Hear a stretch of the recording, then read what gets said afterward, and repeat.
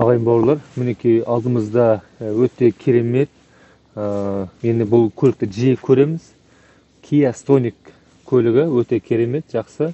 Енді мынау сыртынан қарасаңыз кішкентай көлік болғанымен, ішіне отқан кезде жоғары жағы биік, әрі салон отқан кезде де мынау седан көліктен қарағанда биік отыратынды өзің бірден білесің. Барлық комплектациясы бар, бағасы қол жетімді. Болашақта осы видеоның толық түрін YouTube арнамыздан көретін боласыздар.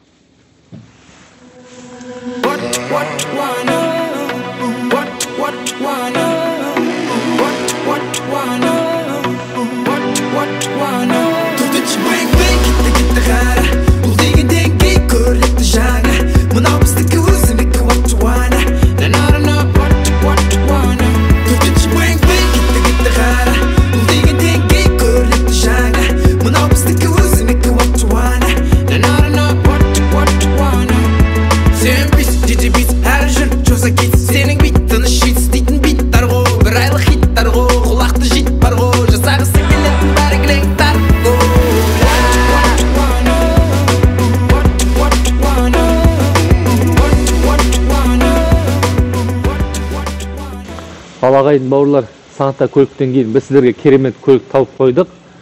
Алдымызда Kia Stonic көлігі. Бұл енді сары түс болғанымен біз сіздерге ақ түсті, мокрый асфальт және қара түсті түстерді тауып бере аламыз. Бұл көліктің жалпы көліктің шағын болғанымен іші сондай кең. Бұл көлікте 1.4 бензин, сосын 1 литрлі турбо қозғалтқышы бар. Көліктің алдыңғы жарық шамдарының дизайны өте керемет. Енді бір алыстан қарасаңыз, бір гибрид жүретін, жартылай тоқпен жүретін көлікке ұқсас. Жылы 2019. Сосын абылтықтан мияқтан несін сөйін. Мінекей дөңгелектерін қарайтын болсақ, 205, 55, 17 размер. Жарық шамның дизайны өте керемет қылып жасаған. Арт жақта тұрған бамперлер тұстары осындай пластмасс түрде жасалынған. Енді маған қатты ұнайтын дизайнның бірі. Енді бұл көлікті қайта-қайта айтып жатырмын ғой. Сырып алсаңыздар, жай пластмассты ғана қалпына келтіріп қойсаңыздар болды. Көліктің комплектациясы өте керемет. Мультируль. Бұндай көлікте осындай опциялардың барлығы болады деп ойламадым. Қараңыздар, мына жақтардың барлығы электропакет, керемет қылып жасаған. Фараларында регулировкасы бар.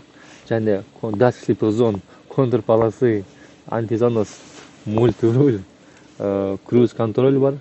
Мына жағын қарайтын болсақ, мінекей өзінің шағын әдемі дизайнда мониторы, пуш-старт, мынау енді климат контроль болмаса да пуш-старт.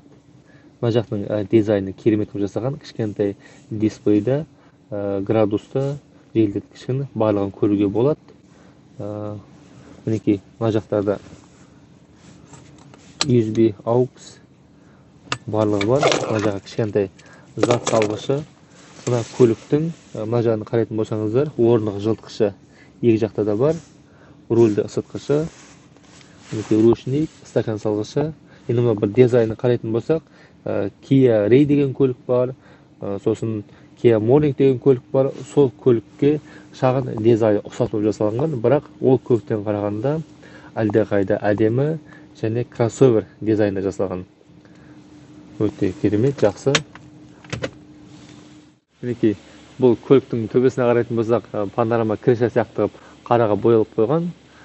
Мінекей мына багаждары жағынан әдемі сәндік үшін жасалған. Ал енді артқы орындыққа отырайық.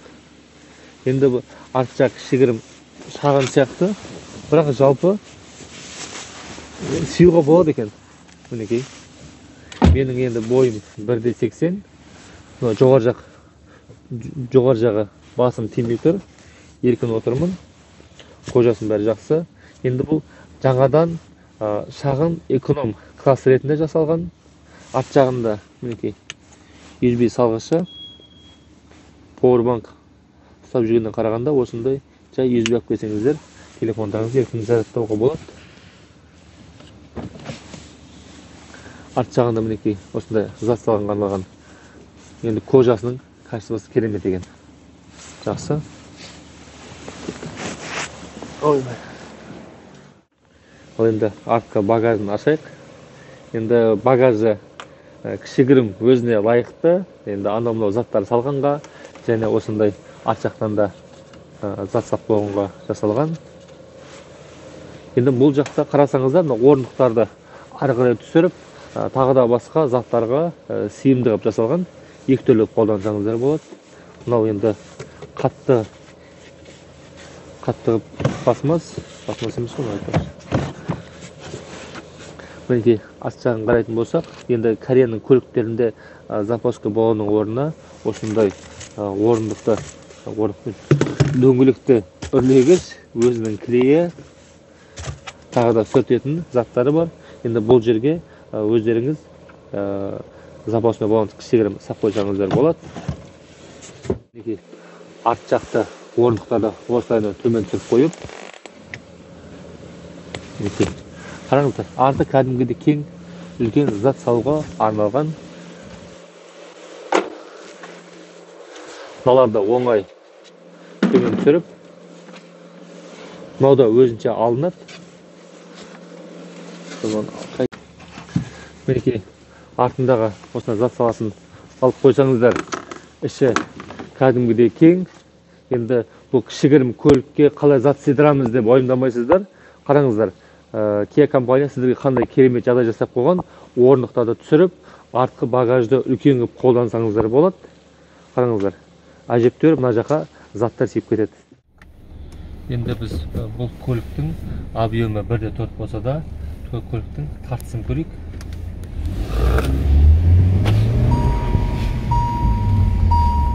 Жалпы жаман емес, себебі бұл көліктің салмағы 1,5 тонна болғандықтан өзіне 1/4 литрлі бензин өзіне нақты сайғап жасалған сияқты.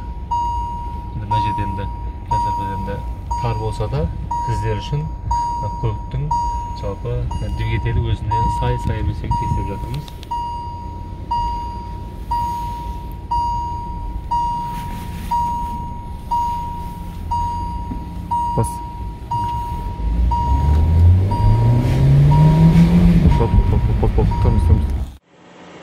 Келесі мінекей Toyota Plus көлігі 1,8 литрлі гибрид, жартылай токпен жүреді.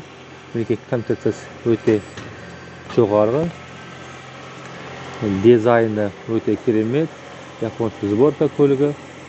Осы көлік туралы видео обзор түсіргенімді қалайтын болсаңыздар, комментарияға жаза кетіңіздер.